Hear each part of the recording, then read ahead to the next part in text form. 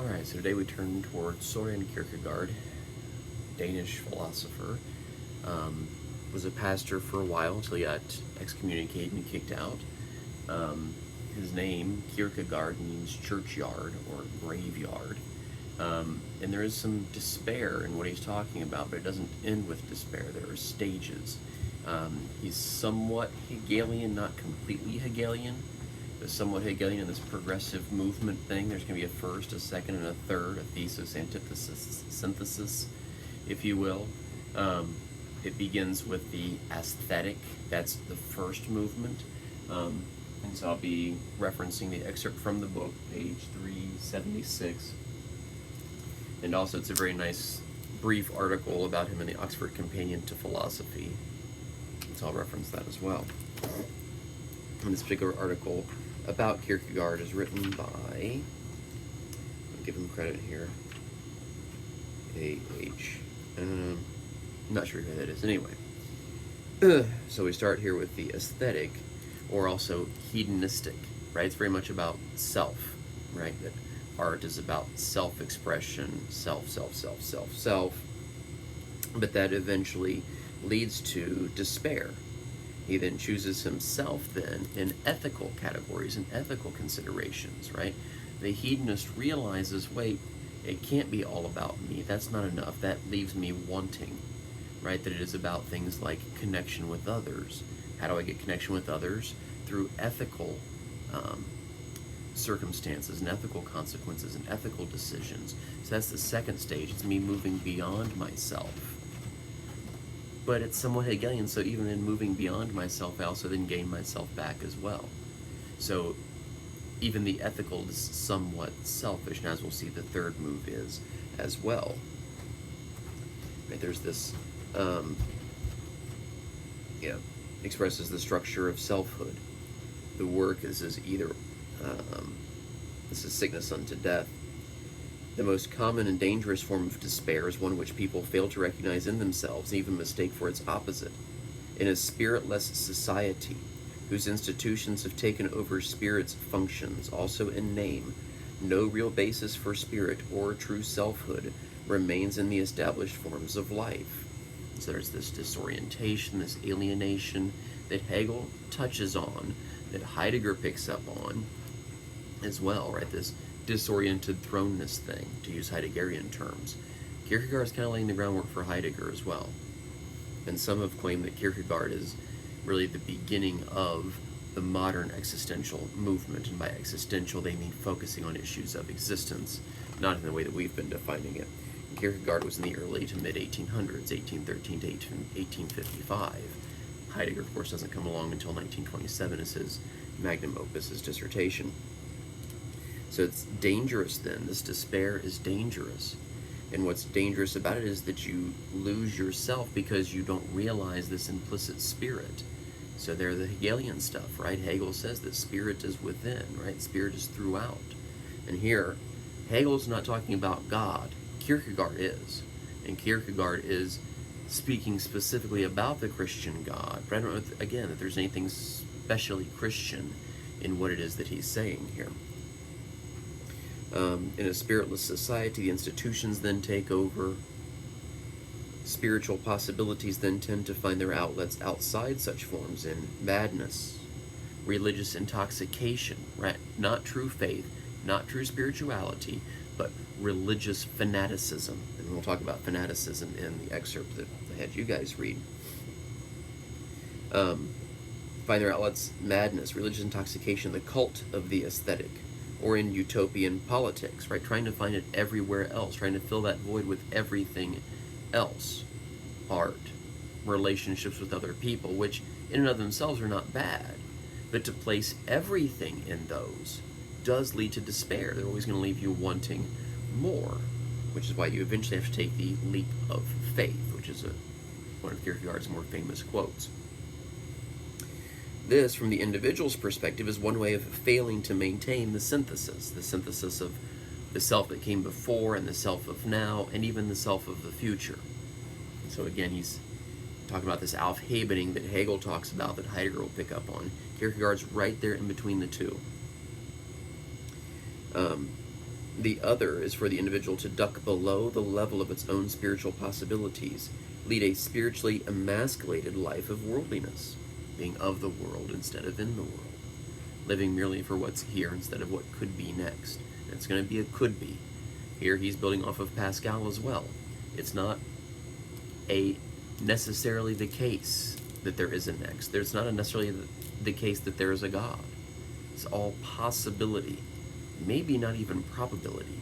Maybe not even a safe bet. Just possibility. The solution which sickness unto death and prescribes for despair is faith. The willing acceptance of the task of becoming a self posited, not by itself, but by a transcendent power. And then having a relationship then, or an attempt to have a relationship with that transcendent power. For Kierkegaard, it's the Christian God.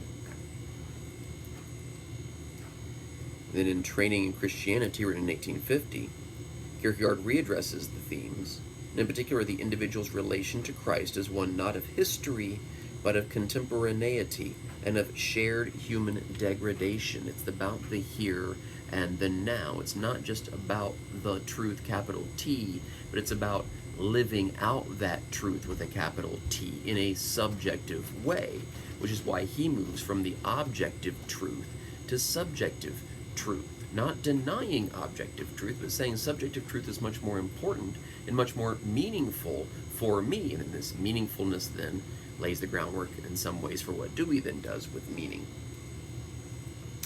Kierkegaard, again, I'm still quoting from the Oxford Companion to Philosophy before getting to the excerpt. This second ethical stage is the progression from the aesthetic to the religious. The ethical component in the individual's life is established first in the psychologically unmasked and socially unmediated relation to God. But the religious goes even beyond that, right? Kierkegaard wrote quite a bit about the story of Abraham and Isaac, and Abraham's attempt to sacrifice Isaac to God, as God commanded him to do. And Kierkegaard wrestles with that, like, wait, what father would try to sacrifice his son because he hears this voice from somewhere, this non-empirically verifiable thing out there, right? One also thinks about something like the story of Antigone, right, who is in this ethical dilemma, right? Do I honor my father? Do I honor my brother? For Abraham, do I honor God, or do I honor my family and my connection to my son? The one that, by the way, God promised me, and by the way, God promised me I would have tons of descendants from. And now he's saying, never mind, sacrifice him to me instead. Puts Abraham in a very odd position, puts Antigone in a very odd position. What is the ethical thing to do here? And Kierkegaard says, no, we need to not think about the ethical, we need to think about the next stage, the religious stage, which transcends the ethical. That it may not make ethical sense to do that which God is commanding of you, or something along those lines. He goes on, the Christian's proper relation to the absolute object of worship then is inwardness, passionate interest in a transcendently grounded fulfillment. The more passionate because the individual is aware that no empirical or rational inquiry can support acceptance of an assurance based exclusively on the belief that some other existing individual has been the eternal in time. This is literally unthinkable and therefore immune to argument or evidence one way or the other. Again, like the agnostic who's waiting for the evidence. They're never going to get it. Faith, belief goes beyond reason. Reason is the justification portion. That's where reason is, if it's anywhere. Again, presumably it leads to this thing, truth. But truth can be justified in multiple ways, not just through logic, just through well-reasoned argument. Personal experience counts too, and for Pascal it counts more, and for Kierkegaard it counts more. So then turning to the excerpt. Faith does not result simply from a scientific inquiry. It doesn't come directly at all, right? This is taken from concluding unscientific postscript. Unscientific is not bad. unscientific's the only way to get to the religious. The unscientific's the only way to get to faith. You have to make a leap. You have to believe, even if you don't have the justification, even if you're not sure it's true. Because if you're sure it's true, there's no place for faith. And this is that lives truth, the passionate, which Pascal is concerned about the agnostic doesn't have enough of, doesn't have enough feeling, doesn't have enough passion. Kierkegaard's like, look man, everything should be about passion. Passionate pursuing of God or something along those lines, passionate relationship with God. This passion thing then is necessarily subjective much more than it is objective. And so Kierkegaard would agree with Pascal, and someone Aquinas are trying to do the wrong thing, trying to objectively prove. Who cares? Even if you did manage to objectively prove it, it would change nothing about your life right here and now. On the contrary, in this objectivity, one tends to lose the infinite personal interestedness in passion, which is the condition of faith. It's necessarily personal. Then we get into Dewey, who wants to talk about a common faith, who wants to talk about this kind of secular religion, these secular beliefs that tie us together as a community, because Dewey's concerned that Kierkegaard is leading us too far down the path of individualism, that everyone has their own ism, Kierkegaardianism, Davidism, whatever your name is, ism, and that there is no overarching anything that connects and combines all of us, because I've got my relationship with God, you got your relationship with God, so on and so forth, has their relationship with God, and so it's all these individual things and no real community. Dewey wants to focus on community, a community of inquirers, like we talked about before. Back to Kierkegaard. Has anyone who previously had faith gained anything with respect to its strength and power? No, not in the least. Rather, it is the case that in this voluminous knowledge, this certainty that lurks at the door of faith threatens to devour it. Again, is it better to know or to not know? Better to know. But even the stuff you don't know is not reason for despair. The stuff that you don't know is what's keeping outside this monster of certainty that's there to devour everything else. Certainty leaves you with not much of anything. Like Polanyi was talking about, look at, and Heidegger and Dewey and so many of the other folks we've talked about, this lack of knowledge is what drives us. The fact that we want to know, and there's stuff still out there that we don't. So if we ever found it all out, then what? And we just sit around, twiddle our thumbs. There's no other pursuit. And so certainty seeks to devour something like faith. If passion is eliminated, which is what would happen if you had certainty. You don't need passion if you have certainty. If passion is eliminated, faith no longer exists. Certainty and passion do not go together. He goes on, this is 377. It's really good right here in the middle, the crux of the matter, and I come back to for the case of learned theology. For whose sake is it that the proof is sought? Why are Anselm and Aquinas trying to prove the objective truth of God anyway? Especially if it doesn't change anything for the individual. Because it doesn't then make it subjective. Extrinsic or external truth doesn't really mean much internally or intrinsically. This is one of the struggles with education, how to make extrinsic goals shift to intrinsic goals. Reading because reading is awesome instead of reading because I get graded for it. That's tough. And Kierkegaard's concerned we're continuing to go down this path of extrinsic and external and objective. And that's leading us too far away. We need to focus more on passions, more on subjectivity, which may have some very interesting things to say about the post-truth stuff we talked about. And notice, this faith thing is not necessarily, is not the opposite of objective truth. It's more meaningful, more passionate, matters more for the individual, but is not the opposite of objective truth. This stuff is not false. Of course, I mean, he's also writing it as a contemporary of Hegel. True and false gets a bit funky anyway, in the distinction between those two, because there's also a connection between those two. But he goes on. When faith begins to lose its passion, when faith then ceases to be faith, then a proof becomes necessary. Why? To command respect from the side of unbelief. So he would claim, look, Anselm and Aquinas aren't trying to convert unbelievers to be believers. What happens is Anselm and Aquinas have lost their passion, and so they're trying to get respect from the unbeliever. They're trying to get intellectual marks.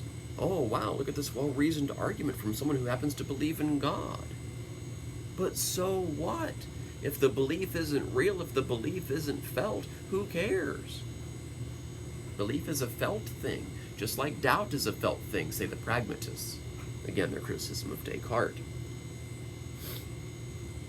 When the question is treated in an objective manner, it becomes impossible for the subject to face the decision with passion, least of all with an infinitely interested passion, if at all. Right? It becomes this objective thing to explore rather than something you're vested in. Again, Polanyi talks about, look, these problems, all of us he talks about, we pour ourselves into the problem, so then the solution has meaning for us. Kierkegaard's concerned that's not the case. He thinks that'd be awesome. It should be that way, especially with something like faith or this move to the religious stage, especially coming out of the aesthetic and the ethical stage. But fellow God believers, Anselm and Aquinas, are not doing the faith any favors. They're doing just the opposite.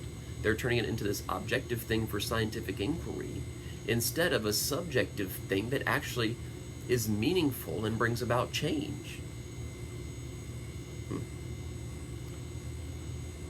When the question is treated in an objective manner, it becomes impossible for the subject to face the decision with passion, least of all with an infinitely interested passion, if at all.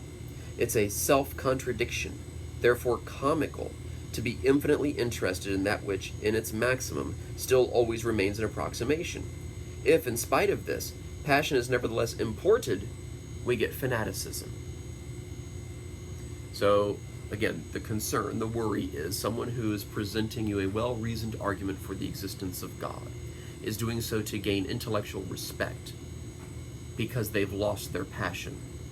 That they're hoping to rekindle that passion, rekindle that belief by some type of intellectual objective proof. It doesn't work that way. Instead, what happens is they import passion, which is fake passion, it's inauthentic, and it leads to fanaticism instead. Real faith is not fanatical. Real belief is not fanaticism.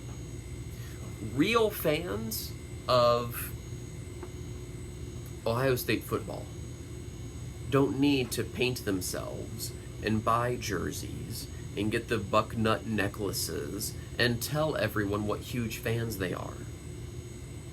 That's a show, says Kierkegaard. It's a show, it's fanaticism, but it's not real passion, it's not real belief. The real passion doesn't have to put on a show. The real passionate fan doesn't have to do all that stuff to care deeply and passionately about the team, or about God, if we're talking about Kierkegaard here.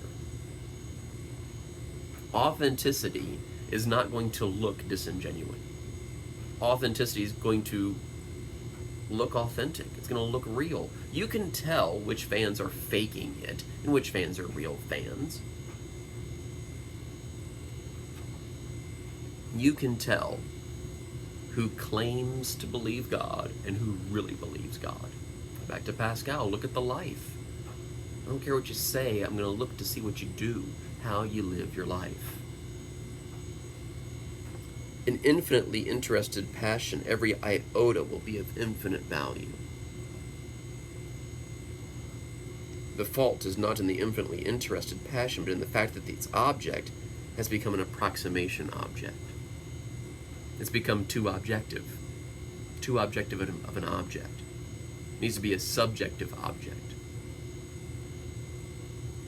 The objective mode of approach to the problem persists from generation to generation precisely because the individuals, the contemplative individuals, become more and more objective, less and less possessed by an infinite passionate interest. Supposing that we continue in this manner to prove and seek the proof of Christianity, the remarkable phenomenon would finally emerge that just when the proof for its truth had become completely realized, it would have ceased to exist as a present fact. It would have lost its meaning, its significance for people, for particular subjects. It would then have become so completely an historical phenomenon as to be something entirely of the past. Right? Think about Aquinas and his proofs. Intelligent design. Great, so there was something in the beginning which made sure acorns were designed in such a way they would turn into trees or squirrel food. What does that matter to me now? So in the beginning, there was something that knocked over the first domino to get motion and cause and effect started. Whoop-de-flippin'-do. Why does that matter to me right here, right now, where I am? Even if it is true as an historical fact. Even if there is some type of... And so here I'm going to use transcendent and immanent. Most concepts of God include both of these. Right? So we've talked before about creator, sustainer, and destroyer. There's also this transcendent, immanent issue. Transcendent, oh yes, there's this great creator and sustainer and destroyer out there who was there at the beginning, who will be there at the end, all of that, super powerful, blah, blah, blah. Whoopee, it has nothing to do with me. Then the immanent, oh man, this God has impact for me, right? That this God thing is something that I can pray to, and it cares enough to actually listen to my prayers and maybe do something about it, and give me peace in times of trouble, and walk along beside me hand in hand, and footprints in the sand, and all of that. That's the immanent. Kierkegaard's saying, look, so many proofs for the existence of God, because it's a proof, because it's objective, is focusing too much on the transcendental, and who cares about the transcendental? We need the immanent. It's part of Pascal's point as well. He's just not quite as articulate about that aspect. It's about the immanent, it's about the here and the now. It should have demonstrative force. It should change everything else. Otherwise, there's no difference. Believe, don't believe, whatever, it's all the same. It should matter. And it's going to require a leap. You're not going to get there by logical step by step. The Indiana Jones movie and the one with the Holy Grail in it. Last Crusade, maybe? One with Sean Connery where he's dying and all that. At one point, Indiana Jones has to leap. And it doesn't think he's going to make it. It doesn't look like he's going to make it. All empirical data suggests this is stupid, this is folly. It's not reasonable, it's not rational. The contemplative person wouldn't bother, someone like the agnostic. But he decides to anyway. He's desperate. His dad's dying. The only way to save him is to get to the other side. And the only way he can do it is to jump and hope for the best. And so he jumps.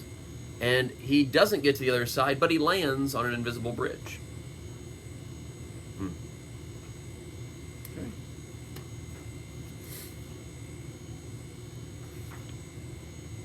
Goes on. 378.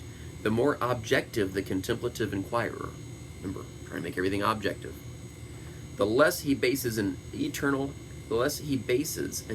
happiness, namely his eternal happiness, personal, subjective, his personal happiness, upon his relationship to the inquiry. For there can be no question of an eternal happiness except for the passionately and infinitely interested subject.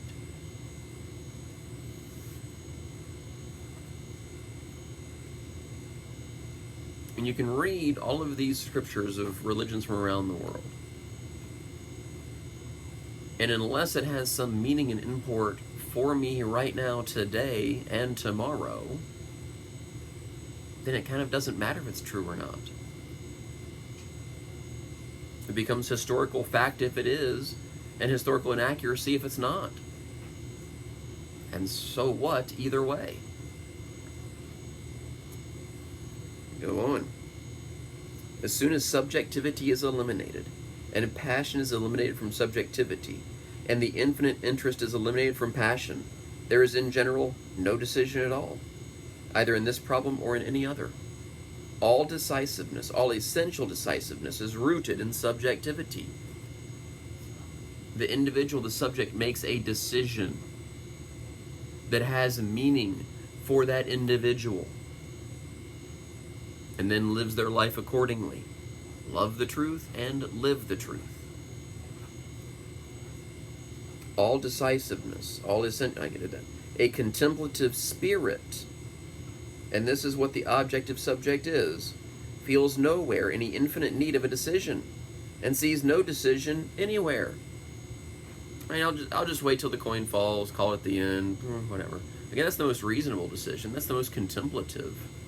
But as we talked about before, at least I think we did, if not, I meant to, William James, who his excerpt is next, we're not going to cover it, but feel free to read it on your own. William James talks about these perchings and flights. Pretty sure I talked about this before. These perchings then are potentially dogmatic. You have certainty.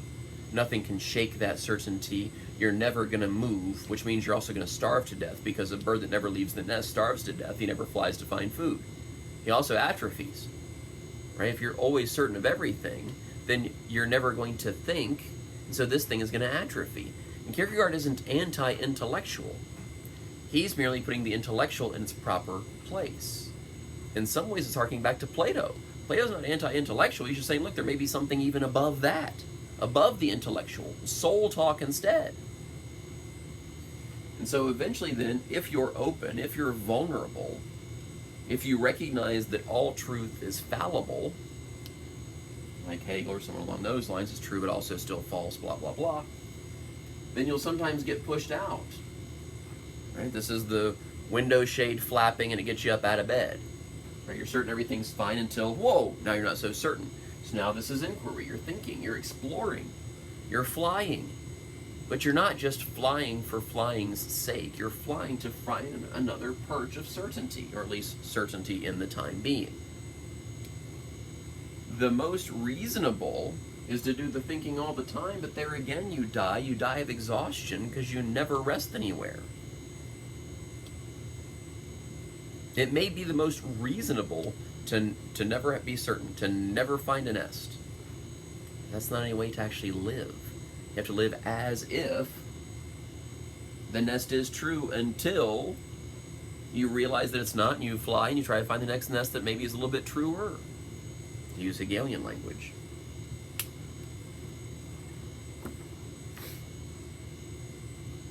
Sees no decision anywhere, this constant flyer. The excessive skeptic. There's a place for skepticism, mitigated skepticism. Because no skepticism leaves you here with dogma, and you're stuck dying of starvation. Excessive skepticism, you never find a perch, you die of exhaustion. You never turn this thing off. The philosopher is wise only after the event. There is no decisive result anywhere. This is quite as it should be, since decisiveness adheres in subjectivity alone, essentially in its passion, and maximally in the personal passion which is infinitely interested in eternal happiness. So again, the passion is driven by eternal. Which means the primary question is the soul immortal or not? If it is, I need to be doing things so that I have happiness beyond these 70 or 80 years. If it's not, then I need to worry about these 70 or 80 years, because this is as close to eternity as I ever get. So happiness here is all that matters. Eat, drink, and be merry, for tomorrow we will die. We're all going to be worm food. Truth becomes a paradox. Again, Hegelian. Truth as paradox. By forgetting that one is an existing subject, passion goes by the board, and the truth is no longer a paradox. The knowing subject becomes a fantastic entity rather than a human being. And the truth becomes a fantastic object for the knowledge of this fantastic entity. We lose our humanity. We need to recognize and live in that tension and live in that paradox. Even for Hegel, that synthesis is a new thesis, right? We're still going to be paradoxical. We're still going to be living in tension. Now, again, that doesn't mean we shouldn't try to resolve the tension, but it does mean that we need to rest in that tension. Tension is not necessarily bad. Tension is okay.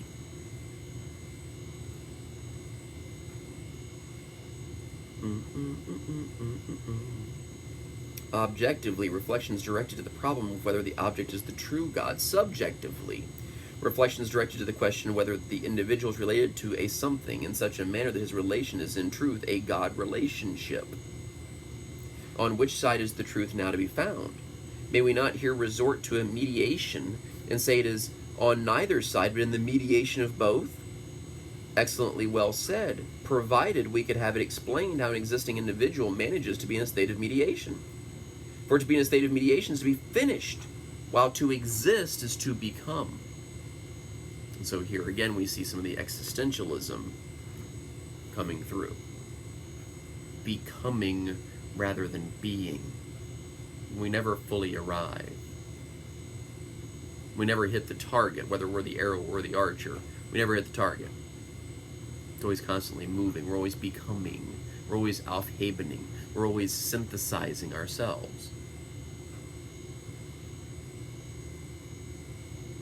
Nor can an existing individual be in two places at the same time. He cannot be an identity of subject and object. When he is nearest to being in two places at the same time, he is in passion. But passion's momentary.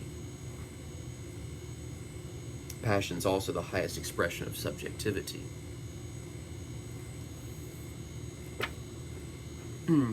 Cornel West, in the clip, maybe I'll attach it to the discussion board for this one, in the clip from The Examined Life, talks about these heightened states of existence, like being in love, right? That you're kind of beyond time and beyond space, and you're sort of obsessed.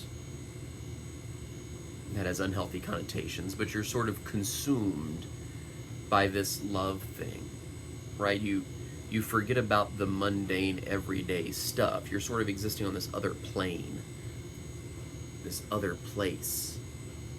Artists will talk about art being that other place, or that transcendent place for the individual. But there's a tension there because, again, even though it feels like you're living otherworldly, you're still stuck here.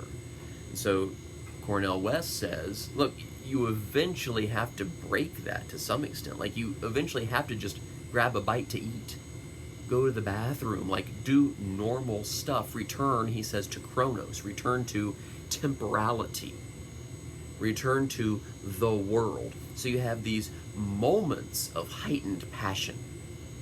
Kierkegaard's saying same deal with the God relationship thing. There's going to be moments of heightened passion, moments of greater relationship and companionship with this God thing and the meaning of for the subject and blah, blah, blah. There's also going to be moments where, you know what, you're in a nest of certainty because you just need to sleep. You just need to grab a sandwich. You just need to go to the bathroom. It doesn't sever the relationship.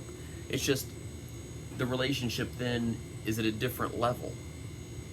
It's at the everyday level instead, right? And so I wonder, to what extent are people seeking that constant state of in-loveness rather than a type of love which is in that moment of in-loveness and moments, and then, oh yeah, we can also just be people together and have a sandwich and not be so passionately in love. It's a really weird thing I do with my face and hands there. Passionately in love. Maybe a mature love is moments of that. Maybe infatuation is nothing but that, or lust is nothing but that. And that's not Schrappe making stuff up. That's Schrappe stealing from other people who write about some of these things. The existing individual who chooses to pursue the objective way enters upon the entire approximation process by which it is proposed to bring God to light objectively, but this is in all eternity impossible because God's a subject. We can't treat God like a couch. God's more like one of us. We wouldn't and shouldn't treat one another like couches either. You're a fellow subject, not an object. So my relationship to you is going to be different. My inquiry with regards to you and our relationship is going to be different than it is my relationship to the couch, which I merely use.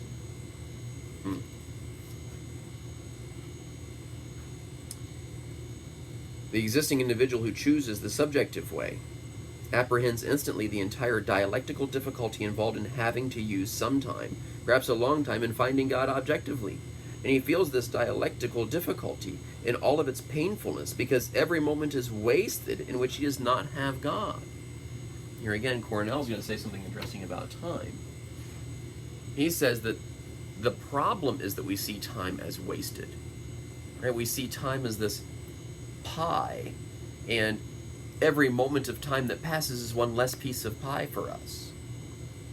But instead, what if we shift it to think about each moment as a gift? So it's not that something is being taken away from us as time passes, but as time passes, more and more is being given to us. That we begin with no pie whatsoever instead of all of the pie. Well, we begin with all of the pie, and now here's 20 minutes gone, and another half an hour gone, and gone, and gone, and gone, and gone, and gone. And so you're going from all pie to no pie. He said, no. Go from no pie to, oh wow, here's another 15 minutes that I've been gifted. Oh, and another day, and another hour, and another this. So that you're going from no pie to complete pie. That's Schrappe's explanation of what he's saying. He doesn't use the pie analogy. I think that's a better way of understanding it. He doesn't dive in depth in the 10-minute clip with regards to what he's talking about with the waste versus the gift.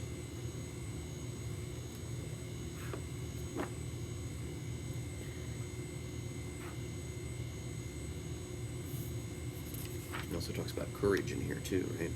Yeah. It's at this point so difficult dialectically that the way swings off for everyone who knows what it means to think, and to think existentially again. Not that existence precedes essence necessarily, but that our thoughts are about existence itself and about what existence means for me. Even Heidegger maybe gets too abstract about being itself. Kierkegaard's like, no, being for me, what's it mean for me to exist?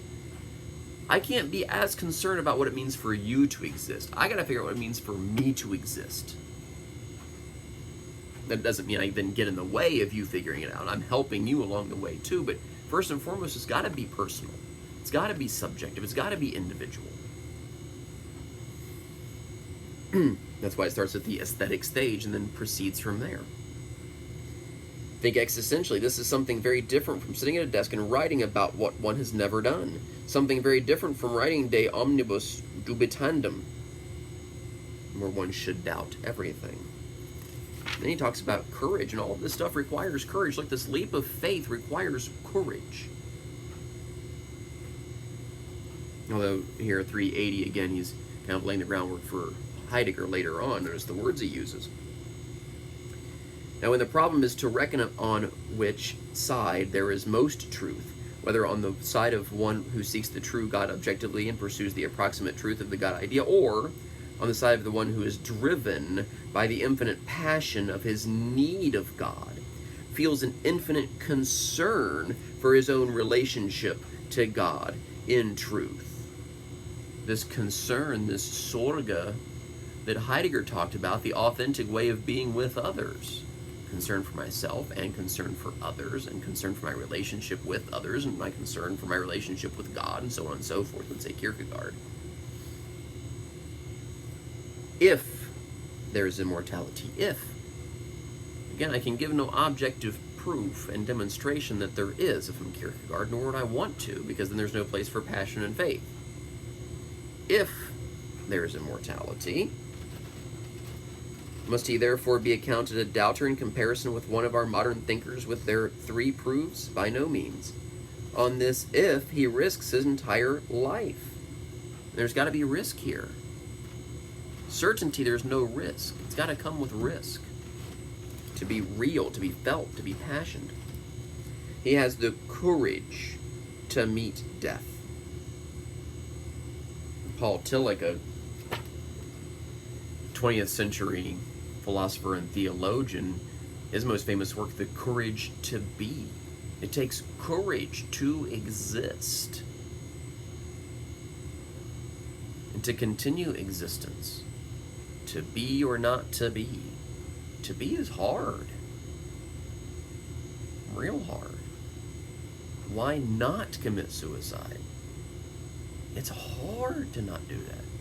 It's hard to continue through the struggles. It's hard to stay home for who knows how long. It's hard to wear masks and distance yourself from others. It's hard. Welcome to life. Life's hard. And it will continue to be hard. Now, there will also be moments where it's easy. There's the tension, the paradox thing again. And what's hard for you may not be hard for me, and what's hard for me may not be hard for you, because again, all this stuff's individual and subjective. So even while he's doing this transcendent thing, the individual moving through these stages from the aesthetic to the ethical to the religious, even while he's doing that, it's the individual who's doing it. Plato's transcendent tale, it's about the objective truths. Aristotle, there's not much to transcend to. All we have is subjective truths, and we all get together and have community and all that stuff. Kierkegaard, because he's post-Kant and post-Hegel, is sort of trying to have the and both. That's going to come with tension. Going to come with paradoxes.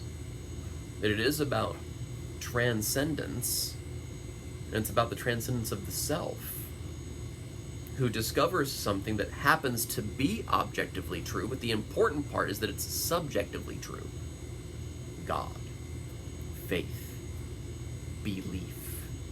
And remember, justified true belief. The only thing that I can't control truth. Truth is or it isn't. I can somewhat control the justification, the evidence, the proofs. But the belief is on you. That's what Kierkegaard's saying. And that's what's so great about it, says Kierkegaard, is that it's on you.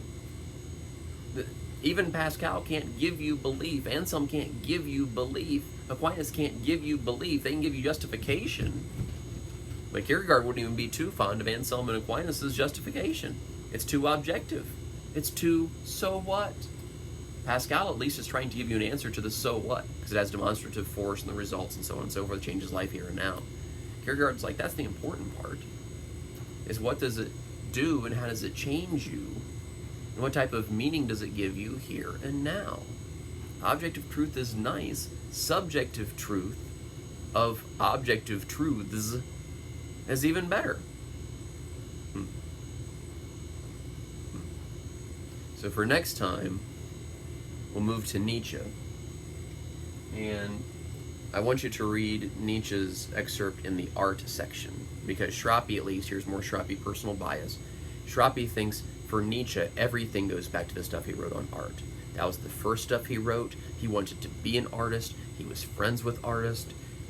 Everything else he writes ties back to the art stuff. And so the Apollo and Dionysian and all of that.